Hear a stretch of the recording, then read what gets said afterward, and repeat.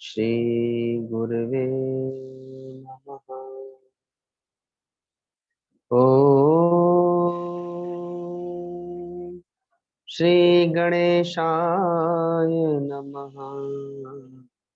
ओम नमो भगवते वासुदेवाय।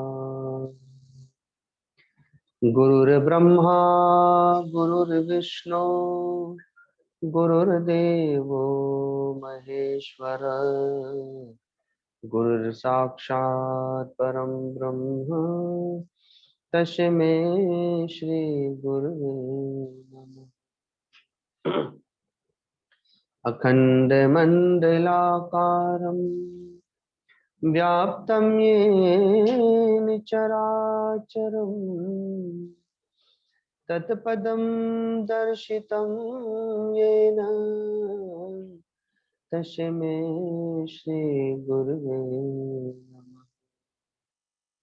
ध्यानमूलं गुरुर्मूर्ति पूजामूलं गुरुर्पदं मन्त्रमूलं गुरुर्वाक्यं मोक्षमूलं गुरुकृपा।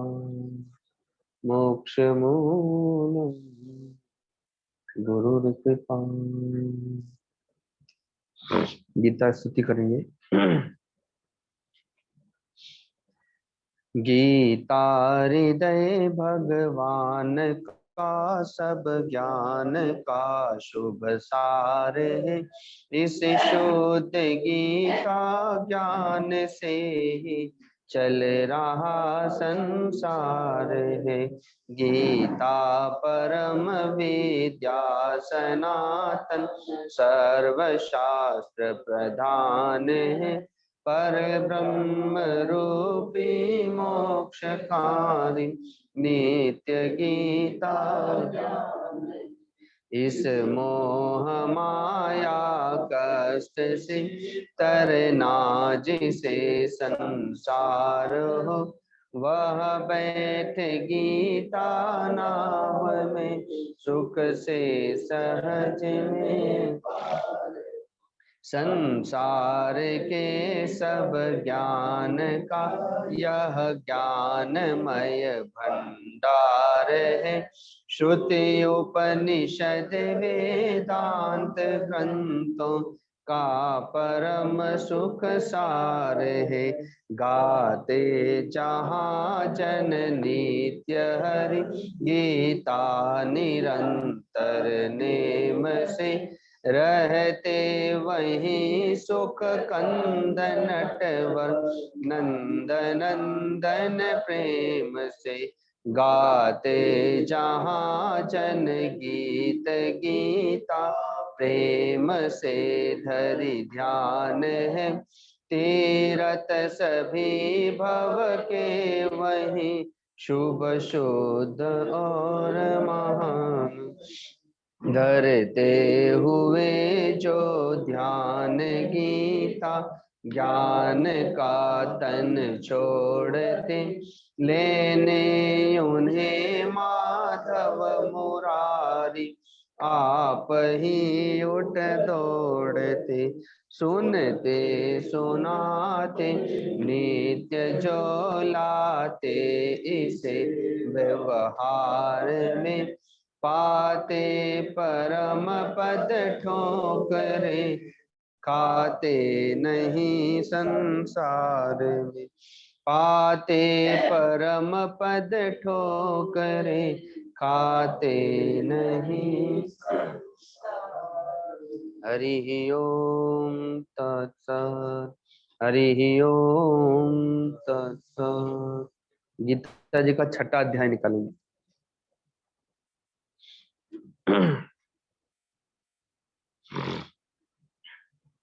यद्यपि बड़ा अध्याय है, लेकिन अब जितना यहाँ पर हो जाए और क्रम से फिर आगे चलता रहे। ओम प्रकाश जी तो आए नहीं। ओम प्रकाश जी की इच्छा थी छठे अध्याय की।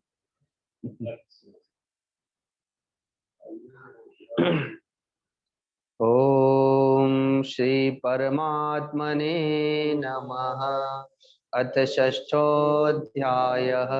श्रीभगवानुवाच अनाश्रितः कर्मफलम् कार्यं कर्म करोति यः स सन्न्यासी च योगी च न निरग्निर्न चाक्रियः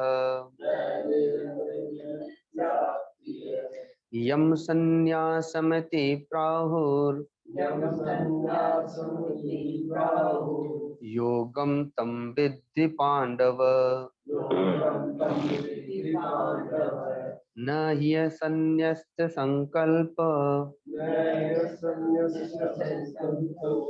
योगी भवति कश्चन आरुरुक्षोर्मुनिर्योगम् कर्म कारणमुच्यते योगारूढस्य तस्यैव शमः कारणमुच्यते यदा हीनेन्द्रियार्थेषु न कर्म स्वनुसज्जते सर्वसंकल्प सन्न्यासी योगारूढस्तदुच्यते उद्धरेदात्मनात्मानं नात्मानमवसादयेत् आत्मैव ह्यात्मनो बन्धु रात्मैव रिपुरात्मनः। हरिः ओम तत्सत्। हरिः ओम। कल के सत्संग में बताया था कि गीता जी में ज्ञान, भक्ति, कर्म तीनों का विस्तार से वर्णन है। इसे 18 अध्याय में 18 प्रकार के योग हैं। कोई भक्ति योग से चलता है, कोई कर्म योग से, कोई ज्ञान योग से, कोई राज योग से, कोई अष्टांग योग से, तो कई प्रकार के योग हैं। तो छठा अध्याय जो है वो ध्यान योग से संबंध रखता है, आत्म संयम योग। तो ध्यान के लिए शरीर का संयम, मन का संयम, इंद्रियों का संयम, आहार विहार का संयम, इन सब की बात आती है। लेकिन कोई सीधे ध्यान में प्रवेश नहीं कर सकता। उसके पहले आप जब बाहर में व्यवस्थित होंगे तभी भीतर में व्यवस्थित होंगे। बाहर में आप अव्यवस्थित है, आपका कर्म अव्यवस्थित है, आपका व्यवहार अव्यवस्थित है, तो फिर भीतर में आप व्यवस्थित नहीं हो सकते। तो मानस में भी आया है सदाचार जप जोग विरागा, कि पहले आपको सदाचरण अर्थात सद आचरण धारण करना पड़ेगा। जब सत्य का आचरण करेंगे तभी आप जप पकड़ पाएंगे, और जप आपको पकड़ेगा, और उसके उपरांत फिर जोग में प्रवेश मिलेगा, और तब जाकर के ज्ञान में प्रवेश मिलेगा। पक्षी को भी आकाश में अगर उड़ना है तो उसको भी पहले धरती पर व्यवस्थित ढंग से पंखों को फैलाकर बल लगा करके, और तब फिर वो आकाश में जाता है। और आकाश की उस ऊंचाई पर वह बाज चला जाता है कि अब उसका शरीर इतना हल्का हो जाता है कि वो केवल पंखों को फैला देता है और मनोवेग से गमन करता है। तो कर्मयोग वही है। कर्मयोग को इतना व्यवस्थित किया जाए कि वो ज्ञान योग में प्रवेश दिला दे। जैसे हवाई जहाज धरती पर बड़े वेग से गमन करता है और व्यवस्थित ढंग से गमन करता है, तो वो बड़ी आसानी से आकाश में प्रवेश कर जाता है। उसके बाद तो आकाश में उड़ता रहता है, तैरता रहता है। पर वो अगर धरती पर गमन न करे तो सीधे आकाश में उड़ भी नहीं सकता है। तो इसलिए भगवान ने यहाँ पर ध्यान योग की आधारशिला बनाई है, कर्म योग को। जैसे बचपना है, फिर युवावस्था है, तो बचपना में वो जिस प्रकार का संस्कार धारण कर लेगा, अब जीवन उसके अनुसार ही उसका बीतना है। तो वो कर्म योग की जो अवस्था है वो बाल्यावस्था के समान ही है, क्योंकि वहां पर वो जो भी सीखना चाहे, जो भी समझना चाहे, जो भी करना चाहे, अब आगे फिर उसके अनुसार ही उसकी स्थिति बनती है। तो अनाशितः कर्मफलम कार्यम कर्म करोति यः। भगवान ने यहाँ पर कर्मयोग की भूमिका बनाई है और बिना प्रश्न के ही इस अध्याय को प्रारंभ किया है। 5वां अध्याय कर्म संन्यास योग, कर्म से संन्यास। अब यहाँ 6ठे अध्याय में ध्यान योग की भूमिका बनाने के लिए भगवान ने कर्म योग को किस प्रकार से करना चाहिए तो वो समझने के लिए बताया। कल बताया भी था कि सकामता हमारे मन बुद्धि चित्त में इतनी प्रवेश कर गई है कि पहले तो निष्काम कर्मियों की बात समझ में नहीं आती, और फिर आ भी जाए तो बहुत लंबे काल तक केवल सुनते समझते उसको आचरण में लाना बड़ा कठिन हो जाता है, समय लग जाता है उसमें। तो अनाशितः कर्मफलम कार्यम कर्म करोति यः स सन्यासी च योगी च न निरग्नि न चाक्रिय। महात्मा अर्जुन को बार बार लगता है कि हम सब छोड़ के वन में चले जाएं, सन्यासी बन जाए, इस युद्ध करने से तो अच्छा है कि सन्यास ले लें। तो भगवान का कहना है कि वन में रह करके अगर घर को याद करो तो फिर वो सन्यास तो है नहीं। वन में जाए कल्पना सूझे पल पल घर दिखलावे, और घर में रहो कल्पना तजकर तो अविचल पदवी पावे। तो महात्मा अर्जुन को वैराग्य निमित्तिक वैराग्य, क्षणिक वैराग्य है। स्वजनों को देख करके उनके मोह के कारण से वो सब छोड़ करके जाना चाह रहे हैं। और एक नित्य वैराग्य होता है जो बिना किसी कारण के स्वाभाविक प्रकट होता है, और उसमें जाएं तो वहां जाकर के मन भी परमात्मा में ही लगेगा, भजन में ही लगेगा। तो जो पुरुष कर्म फल का आश्रय न लेकर के कर्ण योग्य कर्म करता है वही सन्यासी है और वही योगी है, ये भगवान की परिभाषा है। तो कौन सा सन्यासी? जो घर में रह करके भी सन्यासी बन जाता है, घर में रह करके भी योगी हो जाएगा। जैसे राजा जनक सन्यासी भी हैं, वो गृहस्थ आश्रम के सन्यासी हैं, और वे गृहस्थ आश्रम के योगी हैं, योगी राज कहलाते हैं। पर कब? जब कर्म फल का आश्रय न लेकर के कर्म किया जाए। फल का आश्रय लेकर के कर्म करेंगे तो फिर आप सकामी हो गए। तो यहाँ पर निष्काम कर्म की बात है। तो कर्म का फल क्या है? जिसका आश्रय लेकर के कर्म न किया जाए, क्योंकि पहले तो हमें कर्म का फल ही समझना पड़ेगा कि कर्म का फल क्या होता है। तो शब्द स्पर्श रूप रस गंध, ये कर्म के फल है। सुंदर शब्द सुनने को मिले, सुंदर व्यंजन खाने को मिले, सुंदर दृश्य देखने को मिले, सर्दी गर्मी में सुंदर वस्त्र पहनने को मिल जाए, गर्म वस्त्र, और गर्मी में एसी पंखा कूलर आदि प्राप्त हो जाए, ये सब कर्मों के फल है। पद प्रतिष्ठा मान सम्मान, ये कर्मों के फल है। कोई कर्म कर रहा है शब्द स्पर्श रूप रस गंध को प्राप्त करने के लिए, अर्थात उसे विषय प्राप्त हो। सुंदर वस्त्र, सुंदर मकान, गाड़ी, ये सब कर्मों के फल हैं।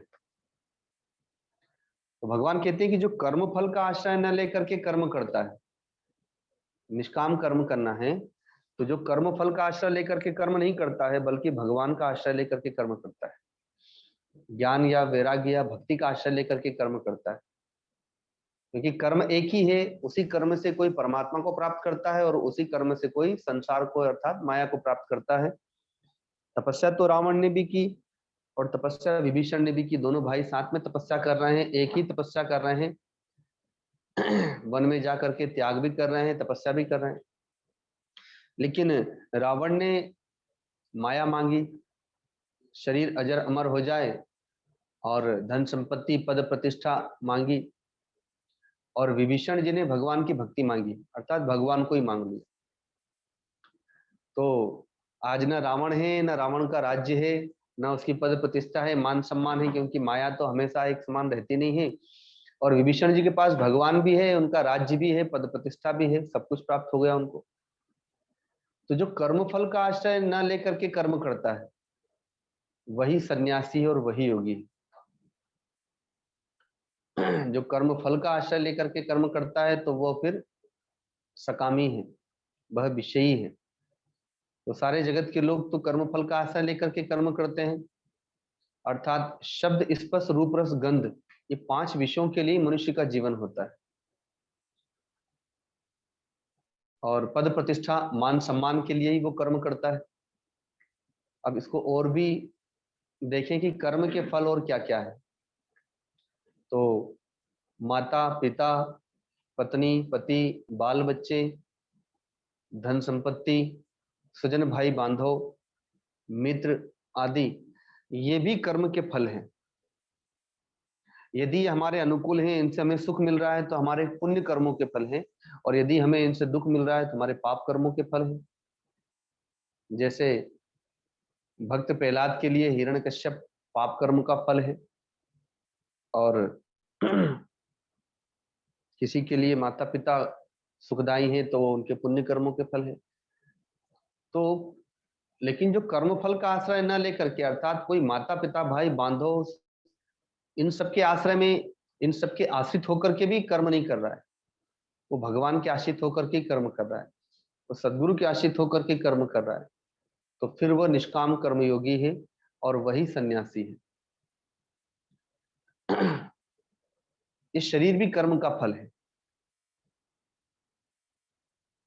यदि शरीर स्वस्थ है और शरीर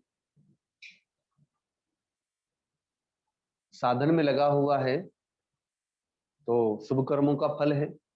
शरीर में रोग है, शरीर से ही हमें कष्ट मिलता रहता है, तो फिर ये हमारे पाप कर्म का फल है।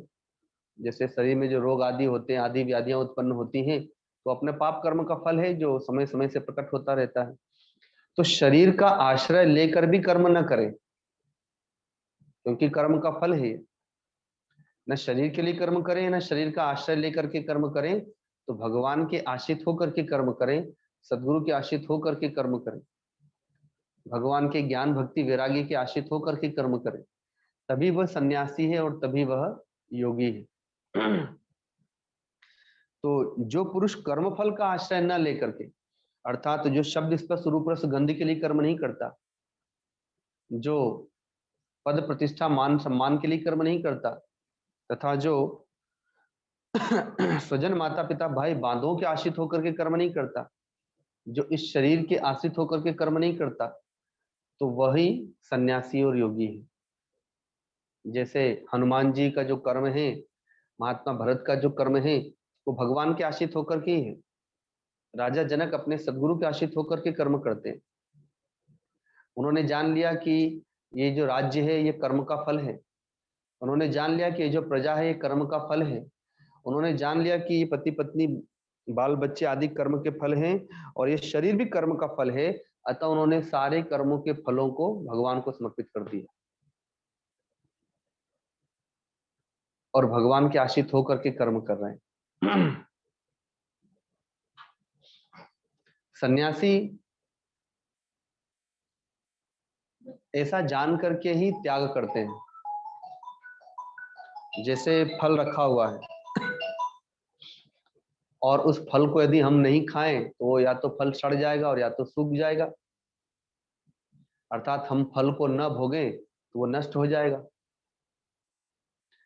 तो सन्यासी ऐसा जान करके कि ये सबके सब कर्म के फल हैं, अतः वो परमात्मा को ही समर्पित करके और सबका त्याग करके चल देता है। अब उसके पास केवल एक ही कर्म का फल बचता है और वह है शरीर। तो अब वह शरीर को भी सदगुरु को दे देता है, इस शरीर रूपी कर्म के फल को भी सदगुरु को देता है और सदगुरु के आश्रित होकर के और सदगुरु की आज्ञा का पालन करता है। हाँ, इसमें कर्म मार्ग और भक्ति मार्ग दोनों मिश्रित है। कर्म मार्ग और भक्ति मार्ग दोनों मिश्रित है, क्योंकि गृहस्थ आश्रम में कर्म मार्ग से और भक्ति मार्ग से गमन किया जाता है, और ज्ञान मार्ग जो है वो त्याग का मार्ग है। हाँ, वो कल 15वां जो अध्याय था वो ज्ञान परक था, इसलिए मैंने कल बात बता भी दी थी कि 15वां अध्याय कठिन है, क्योंकि वो उसमें केवल ज्ञान की बात है। अब चूंकि यहाँ पर ध्यान की बात करेंगे भगवान, तो ध्यान की जो भूमिका है वो कर्म योग है। जैसे बताया ना मैंने अभी कि आकाश में उड़ना है तो पृथ्वी पर ठीक से गमन करना पड़ेगा, तो ध्यान में प्रवेश करना है तो आपको पहले निष्काम कर्म करना पड़ेगा। तो जो सन्यासी है वो ऐसा जान करके कि ये सब कर्म के फल हैं, अतः वो भगवान के चरणों में समर्पित करके त्याग के चल देते हैं। जैसे आदिगुरु शंकराचार्य जी के कोई पिता नहीं थे, पिताजी का स्वर्गवास हो चुका था, और कोई भाई बहन भी नहीं थे। वो अपने माता पिता के इकलौती संतान थे और उनका अवतार हुआ था, वो तो अवतारी महापुरुष थे। तो अब माँ को अकेले छोड़ करके जाना है, त्याग के जाना है। तो कैसे त्याग के जाएं? तो ये कर्म की फल है ऐसा जान करके भगवान को ही समर्पित करके जाते हैं। और भी अन्य सन्यासीगण ऐसे ही कर्म का फल समझ करके त्याग के जाते हैं, क्योंकि फल को हम ना खा के भगवान को समर्पित कर दें। फल फूल मिठाई भगवान को चढ़ाते हैं ना, तो भगवान की वस्तु को भगवान को समर्पित करके वो सन्यास ले लेते हैं। अब गृहस्थ आश्रम में कर्म के फल के साथ में ही रहना है, उनके बीच में ही रहना है, लेकिन उस कर्म के फलों को वो भगवान का समझ करके भगवान को समर्पित करके रहे। और यह शरीर भी कर्म का फल है ऐसा जान करके, जैसा कि राजा जनक ने ये शरीर भी कर्म का फल है, तो इससे सदगुरु की आज्ञा का पालन कराया।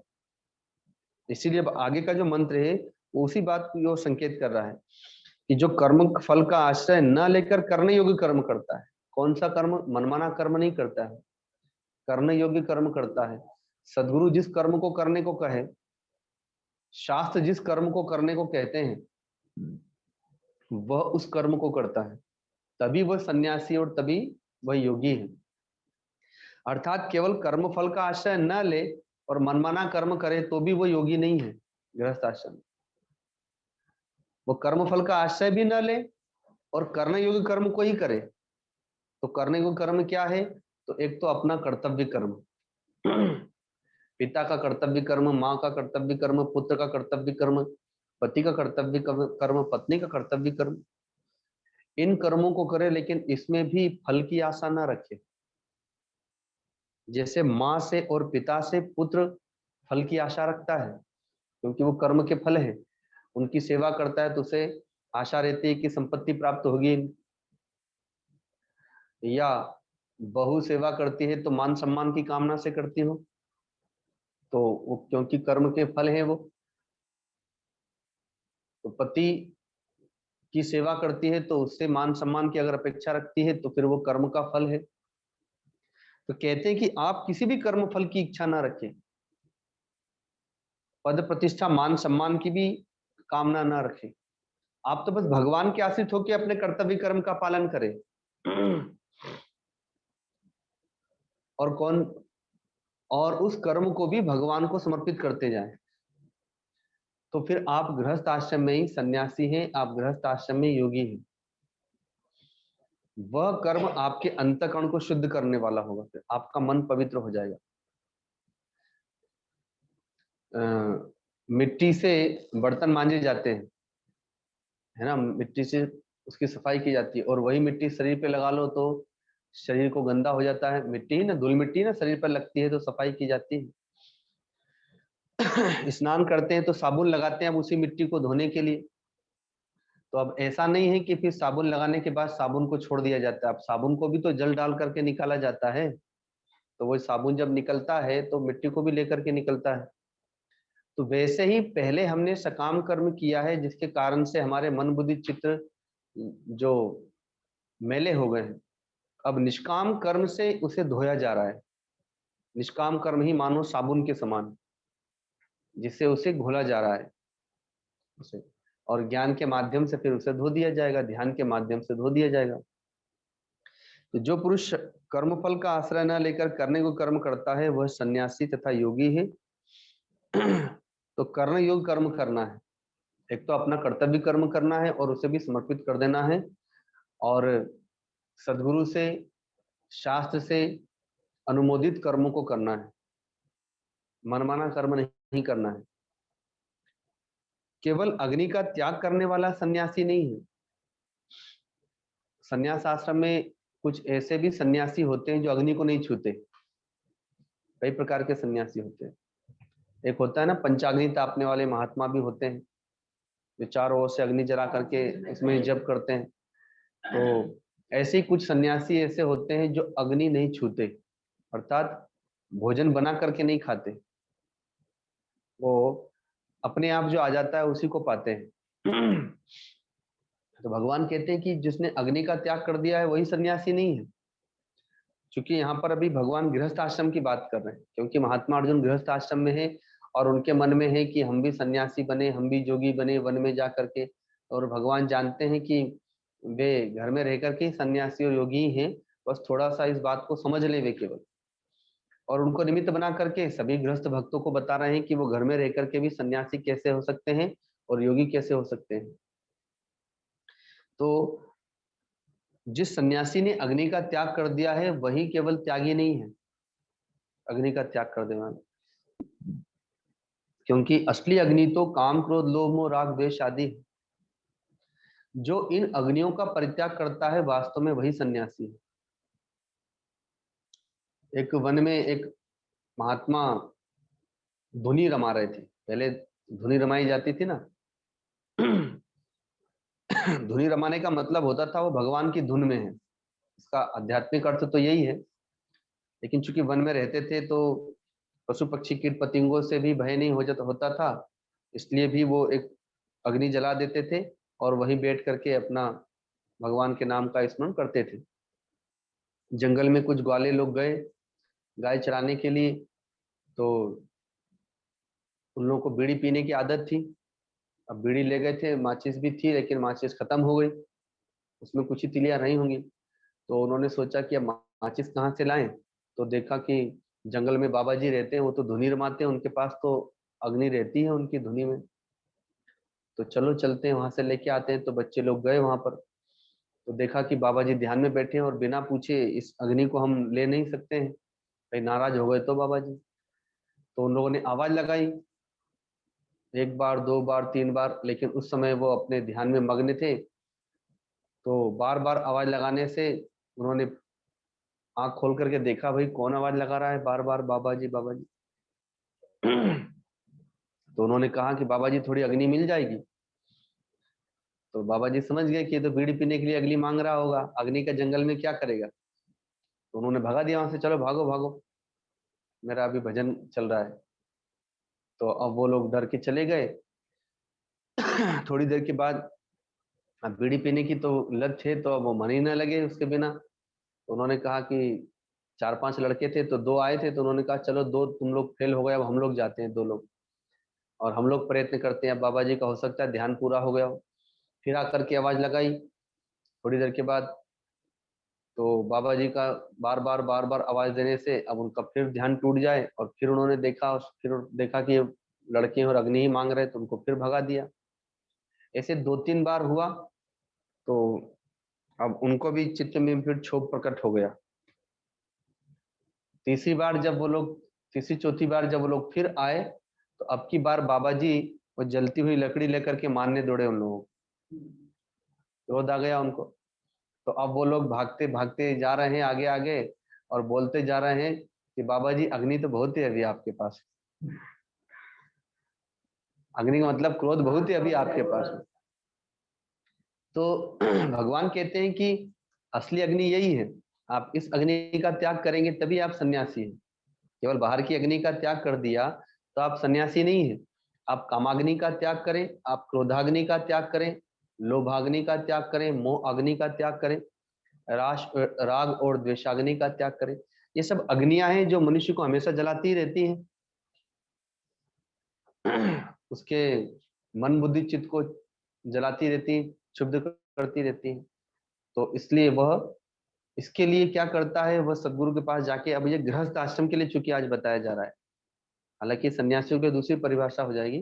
गृहस्थ आश्रम में क्रोधाग्नि के लिए, लोभाग्नि के लिए, तो पहले वह अनर्गल क्रोध को स्वीकार न करे, अनर्गल काम को स्वीकार न करे, अनर्गल लोभ को स्वीकार न करे, धर्म के अनुसार काम को स्वीकार करे, धर्म के अनुसार क्रोध को स्वीकार करे। अब एक उदाहरण देता हूं, एक राजा का, एक राजा को राज्य संचालन के लिए उत्तराधिकारी चाहिए, इसलिए वो धर्म के लिए काम को स्वीकार करता है कि इस प्रजा की रक्षा के लिए, प्रजा के पालन के लिए एक पुत्र हो जो इस राज्य का संचालन कर सके, अतः वो धर्म के लिए काम को स्वीकार करता है। और उसके लिए धर्म पत्नी को स्वीकार करता है। क्रोध स्वीकार करता है जो प्रजा को पीड़ित कर रहे हैं, जो चोर है, लुटेरे हैं, पापात्मा हैं, उनको दंडित करने के लिए क्रोध को स्वीकार करता है। और जब तक वो बाहर में दंडित नहीं करेगा, चाहे वो अपना पुत्र ही क्यों ना हो, तब तक वो अपने भीतर में अपने मन को दंडित नहीं कर सकता, उन पर अनुशासन नहीं कर सकता हो, अपनी इंद्रियों पर और मन पर। तो बाहर में प्रजा को, बाहर में परिवार को अनुशासित करने के लिए वो क्रोध को स्वीकार करता है। और ये बाहर की प्रजा है और भीतर की प्रजा है इंद्रियां, मन, बुद्धि, चित्त आदि, ये सब भीतर की प्रजा है।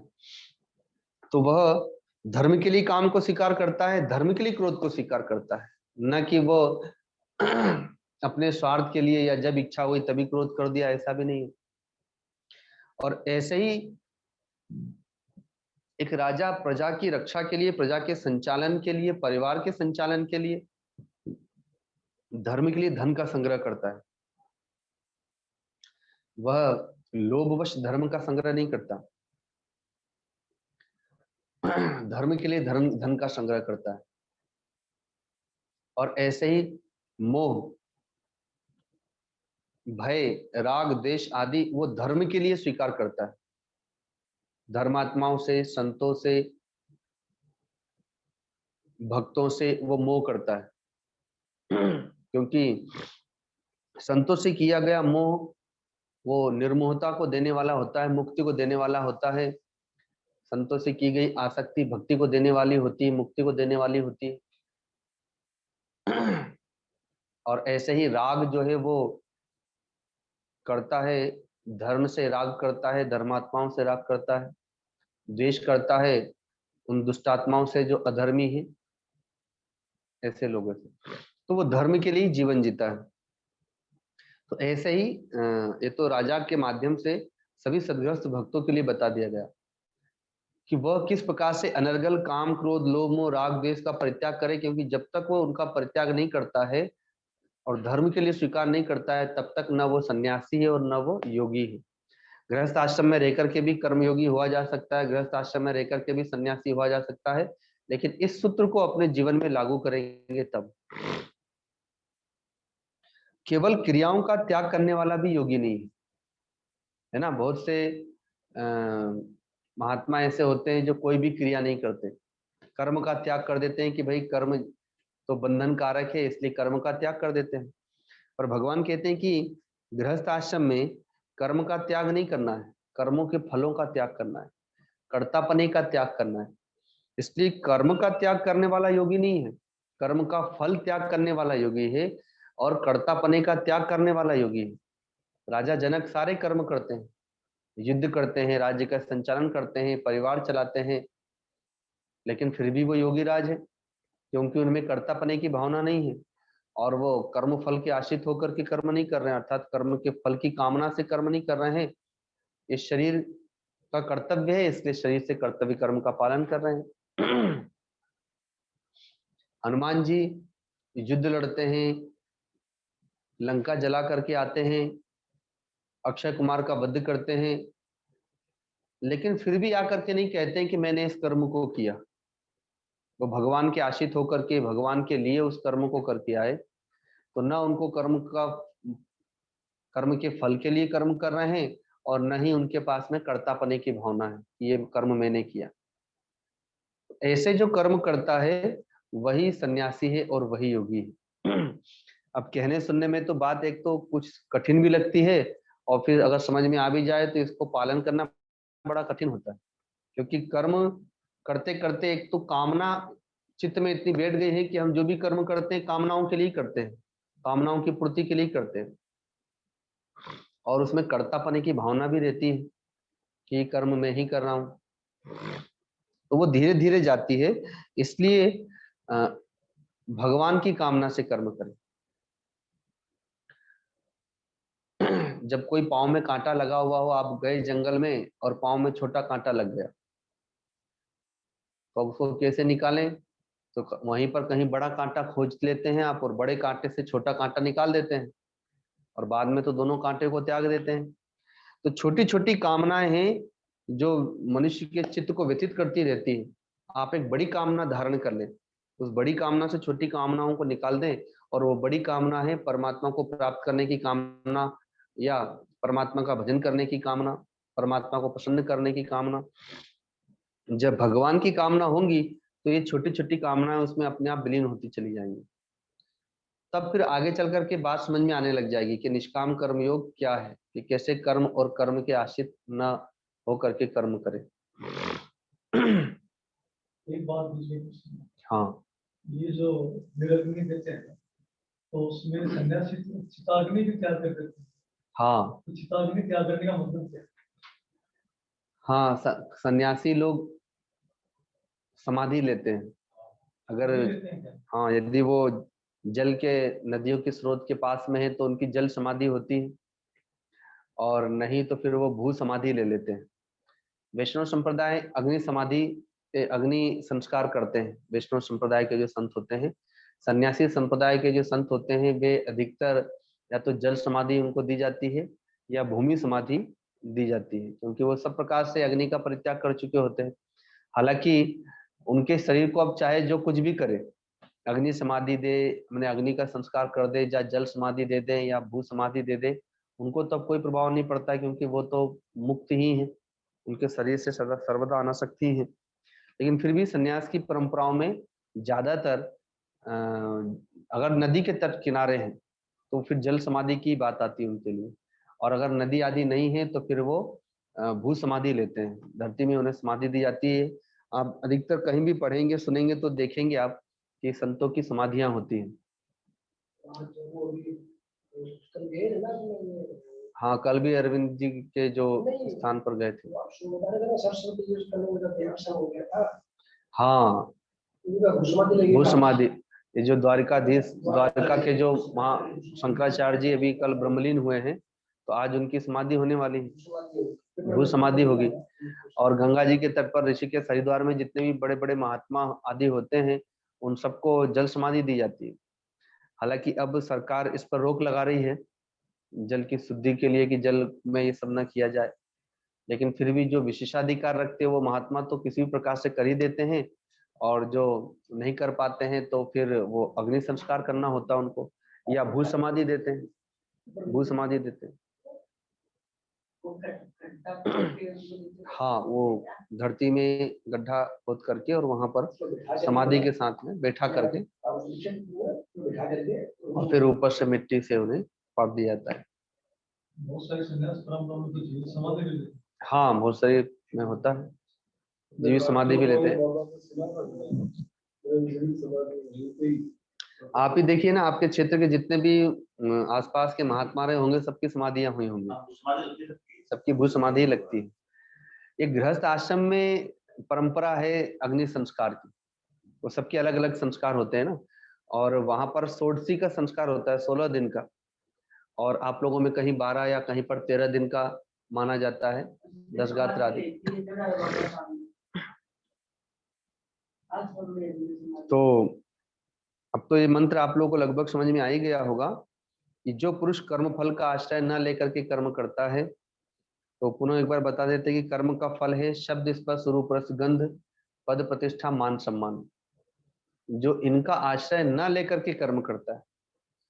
दूसरा, कर्म का फल है माता पिता पत्नी पति बाल बच्चे भाई बांधव आदि,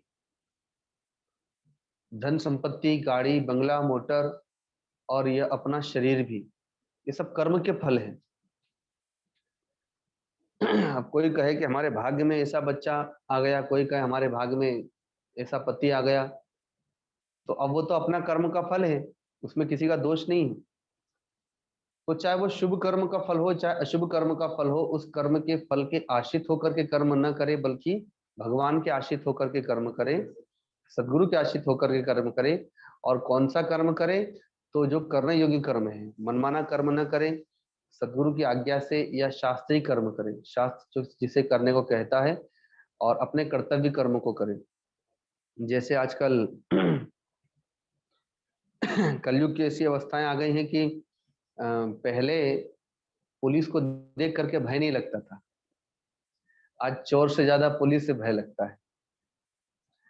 गाड़ी से जा रहे हो तो वो अगर हाथ दे दिए तो लगता है कि भाई सब कुछ तो सुरक्षित है, लेकिन फिर भी अब उसको पैसे लेना है। तो जो रक्षक है हमारे, आज उन्हीं से भय लगता है।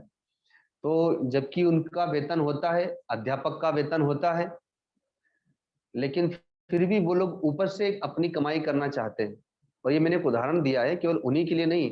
आप किसी भी कर्मचारी को देख लिए, किसी भी अधिकारी को देख लिए, वो तो सेवा करने के लिए बैठे हैं और उनको पर्याप्त वेतन मिलते ही है। लेकिन फिर भी आप जाएंगे तो वो आपसे जब तक ऊपर का नहीं ले लेगा तब तक आपकी फाइल आगे नहीं बढ़ती। सबको खिलाना पड़ता है, नीचे से लेकर के ऊपर तक को, जबकि सबका बहुत अच्छा वेतन होता है। तो ये सबकी ऐसी अवधारणा ही बन गई, अर्थात वो अर्थ प्रधान हो गया है। लोगों को धर्म प्रधान ना हो करके उनका चित्त जो है वो अर्थ प्रधान हो गया है। वो अर्थ के लिए कुछ भी करने लगते। तो वो कर्म फल के आश्रित होकर के कर्म कर रहे हैं, और कौन सा जो करने योग्य नहीं है उस कर्म को भी कर रहे हैं। तो करने योग्य कर्म क्या है? तो वो तो अपना कर्म उसका है ही कि वो अधिकारी बनाए तो अधिकारी का कर्म करे, कर्मचारी है तो कर्मचारी का कर्म करे, क्योंकि उसको वेतन तो मिलना ही मिलना है। तो फिर वह अनधिकारी चेष्टा क्यों कर रहा है? वो अपना करने को कर्म ही करे। ऐसे ही व्यापार में भी, ऐसे ही जो किसान है उसमें भी, कि वह अपने करने को कर्तव्य कर्म को ही करे और भगवान के आश्रित होकर के कर्म करे। कर्म फल के आश्रित होकर के कर्म ना करे, नहीं तो वो कर्म ही उसका बंधन का कारण बन जाएगा। अपने प्रोग्रेस के लिए तो कर्म करना चाहिए। हाँ, जैसे अब अंबानी है, उसके बाद इतने हैं कि अनंत है, लेकिन उसके बावजूद भी वो और नए नए काम कर रहे हैं। हाँ, तो ये राजसी गति, ये खराब पड़ी है। हाँ, नहीं वो खराब नहीं है। जिस व्यक्ति का व्यापार आगे उन्नति से उन्नति को प्राप्त करता जा रहा है, तो जैसे भी कुछ दिन पहले गुरुदेव आए थे, तो गुरुदेव ने कहा था सत्संग में कि मारवाड़ी वर्ग जो है वो अब जो नई पीढ़ी आ रही है वो पढ़ लिख करके सीए बन रहे हैं, तो कहीं बैंक आदि की नौकरी में चले जा रहे हैं। तो मारवाड़ी वर्ग तो व्यापारिक बुद्धि रही है उनकी सदा से। तो शोभा तो वही देता है कि एक मारवाड़ी की कम से कम 100 लोगों का भोजन चले, 100 परिवार चले उसके माध्यम से। जब उसके पास में भगवान ने धन दिया है, इतनी कुशलता दी है, तो उसके माध्यम से 100 परिवार चलना चाहिए। अब वो खुद ही जा करके नौकरी करेगा तो वो तो अब केवल अपने ही परिवार चला रहा है। तो अगर अंबानी जी हैं या अदानी जी हैं, ये सब लोग अपने व्यापार में उन्नति कर रहे हैं, तो आज उनके माध्यम से ना जाने कितने हजारों परिवार पल रहे हैं। तो वो अच्छा ही है। बजाज, बिरला आदि जितने भी हैं, ये सब के माध्यम से न जाने कितने परिवार पल रहे हैं। ये सब राजा हैं। आज वर्तमान में तो यही सब राजा हैं, और राजाओं का व्यापार तो होता ही है। बस यही है कि सात्विक होना चाहिए कर्म जो है वो। हाँ, सात्विक होना चाहिए। और चूंकि ये कोई निष्काम कर्म योग नहीं कर रहे हैं, ठीक है ना। इन लोगों को कोई भगवान के लिए कर्म नहीं करना है। ये तो पद प्रतिष्ठा, मान सम्मान, ऐश्वर्य, इन सब के लिए कर्म करते हैं। तो यहाँ इन सब की बात नहीं की जा रही ना।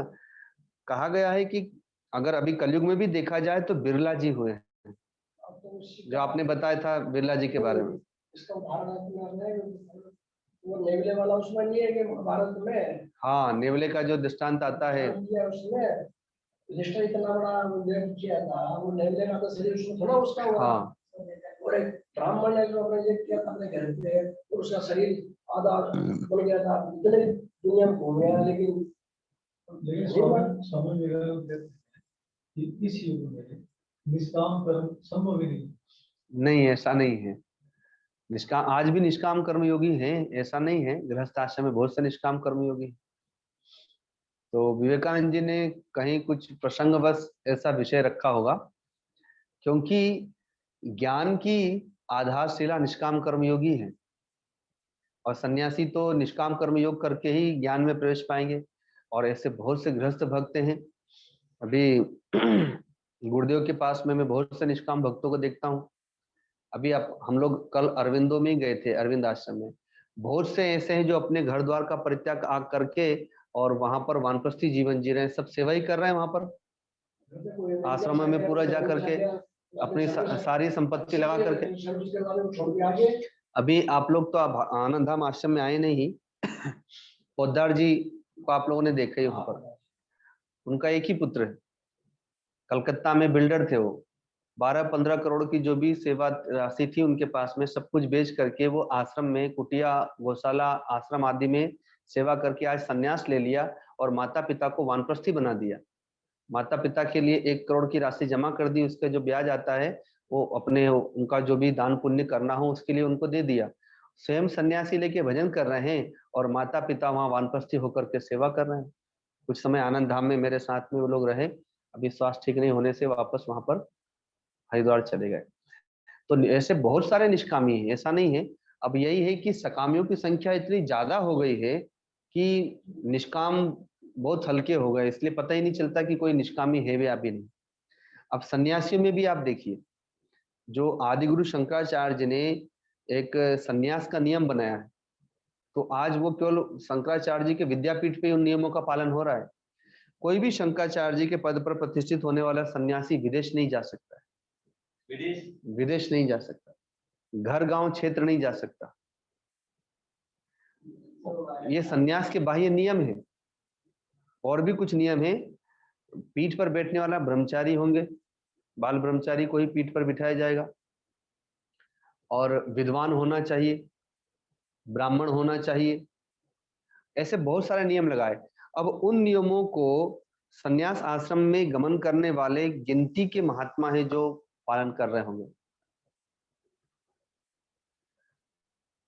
तो इसलिए अब सभी आश्रम और वर्ण आश्रम में सभी में थोड़ी थोड़ी विकृतियां आई हैं, लेकिन ऐसा नहीं कि पालन नहीं कर रहे हैं, आज भी पालन तो कर ही रहे हैं, बहुत से कर रहे हैं, पर अब उनकी संख्या कम है इसलिए वो दिखाई नहीं देते हैं। तो वो बहुत बड़े, मैंने उनके सुने में बहुत श्रेष्ठ, हाँ हाँ, और अच्छे स्टूडेंट चलाते हैं, जीवन में अच्छा।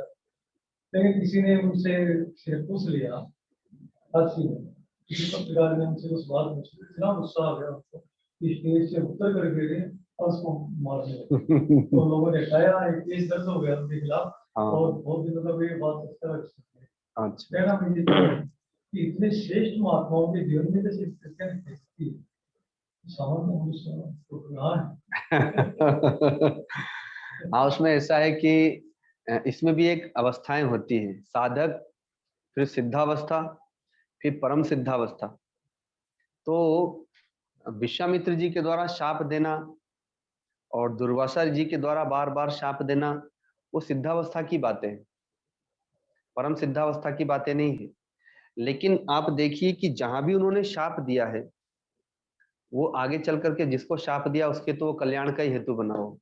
उस समय तो उसे पता नहीं चलता है, लेकिन बाद में उसे पता चलता है कि मेरे कल्याण का हेतु बना। दुर्वासा जी का अगर आप चरित्र देखेंगे, उन्होंने जिस जिसको भी शाप दिया तो उनको आगे चल करके या तो भगवान ने आकर के उद्धार किया। सनकादि को कोई देख लीजिए, सनकादि को ने शाप दिया जय विजय को, तो उन्हें 3 जन्मों तक असुर बनना पड़ा, और भगवान ने ही आकर के उन सबका उद्धार किया, और पुनः वो अपने पद पर प्रतिष्ठित हो गए, और जगत को भगवान का एक अवतार मिल गए, इतने सारे अवतार मिल गए, और भगवान की इतनी सारी लीलाएं मिल गई। तो इसलिए मानस में भी आया है कि सापत ताड़त पुरुष कहंता विप्र पूज्य गावई संता, ये साधु तो शाप देता हुआ, गाली देता हुआ, वो भक्त के लिए कि तो कल्याणकारक ही हो, क्योंकि उसके दोष का, पाप का वो परिमार्जन हो जाता है। अब उनका वो स्वयं जाने, भगवान जाने उनका कि उनका क्या होगा, लेकिन वो जिस पर करते हैं उनका तो उद्धार हो ही जाता है, उनका तो कल्याण हो जाता है। आप भी तो बता रहे थे ना, वो आपके वो एक जी नाम निकाल देता उनको। हाँ, अब एक हमारे एक गुरु भाई हैं जिनको क्रोध आता है, तो गुरुदेव ने उनके क्रोध को दिशा दी। गौशाला का कार्य चल रहा था, तो वहां पर जो भी विघ्न बाधाएं आती थी तो वही सामने खड़े होते थे। लोग रास्ता नहीं दे रहे थे खेतों में से, कि हम इधर से रास्ता नहीं देंगे, तो वो और सब लाठी लेके, हथियार लेके आ गए थे, और उनके पास कुछ भी नहीं था, और साथ में 2-4 गो सेवक थे केवल, और वो आए और ट्रैक्टर पर बैठे और कहा कि मेरा ट्रैक्टर जिधर से गुजरेगा वही हमारा रास्ता होगा, आपको जिसको सामने आना हो आ जाए। गर्जना की उन्होंने, जबकि उनके पास कुछ भी हथियार नहीं था। और अपने आप सबने रास्ता छोड़ दिया। आज वो जिस रास्ते से निकले उसी रास्ते से गौशाला का रास्ता बना हुआ है, और नई नई गौशाला का निर्माण हो रहा था।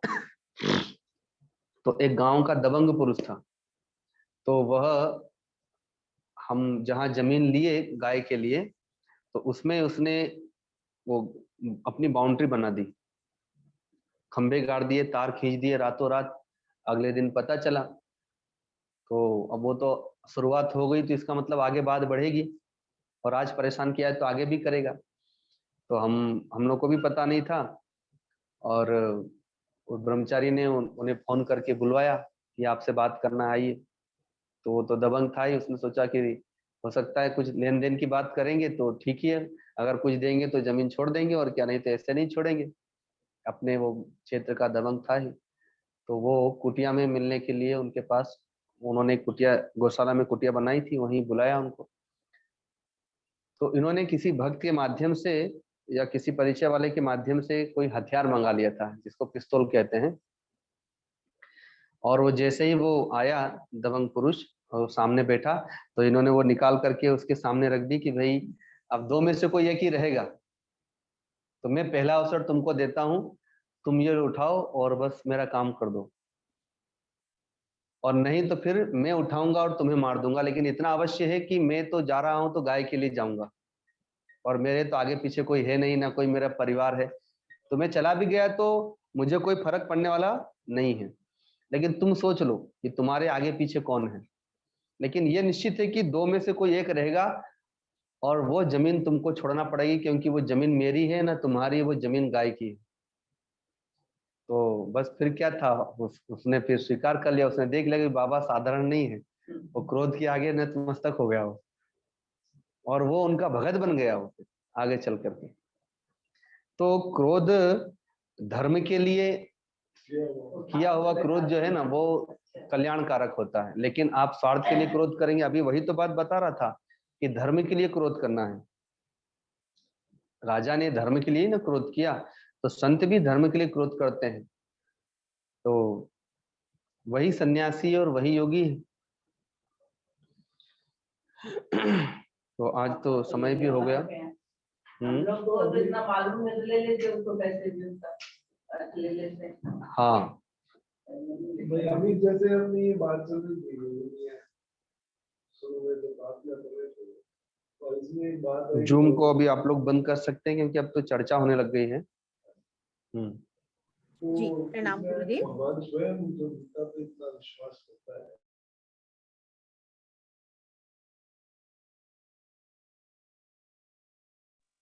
आए सब मिलकर जयकारा लगाएं, सब मिलकर बोले सद्गुरुदेव भगवान की जय, गौ माता की जय, गंगा मैया की जय, गीता माता की जय, आज के आनंद की जय। सबको प्रणाम, और हम सब फिर से जुड़ेंगे दोपहर को 3:30 बजे सत्संग के हेतु। प्रणाम।